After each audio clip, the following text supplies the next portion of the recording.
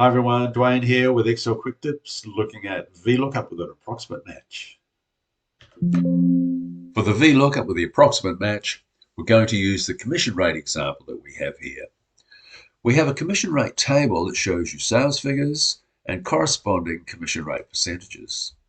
The sales table on the left-hand side has 44,000, that's the first sale. We're going to put in a function that will take that 44,000, match it with these sales figures, and pull out the correct rate. Now the 44,000 doesn't have an exact match over here, but it will fit between the 25,000 and the 50,000, and so will give us the 1% result. Okay, so in D4 we're typing equals VL. Note that the prompt appears. I'm hitting tab to accept that prompt. And now it wants the lookup value, which happens to be the sales figure. I'm clicking in C4, putting in a comma. And now the second argument is table array. I'm selecting the table array. I'm going to be filling down, so this table array has to be made absolute. I'm hitting the F4 key to do that. If you have a laptop, you'll have to hold down FN and F4. I'm putting in a comma. It wants the column index number, which happens to be 2, which is the second column in our commission rate table. I'm putting in a comma, and it offers me a prompt for true approximate match or false exact match. We want true, so I'm just hitting the tab key to get that and closing the bracket, then hitting enter.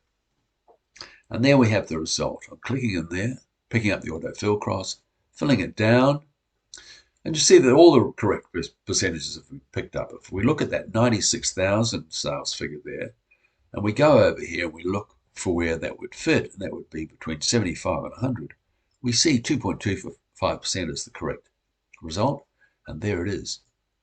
All right, just to finish this off, I'm putting equals sales figure multiplied by rate, hitting enter, filling that down, and it's complete. Down below we have a formula structure of 4 arguments. That's what's involved in the VLOOKUP function. There are the 4 arguments with an explanation on each one. And we have an example of the function that we've just entered into D4. There's a backup for you. Okay, there we have it. I hope you enjoyed that. If you have any questions, please send an email to info@projectexcel.com.au and I will respond as quick as I can.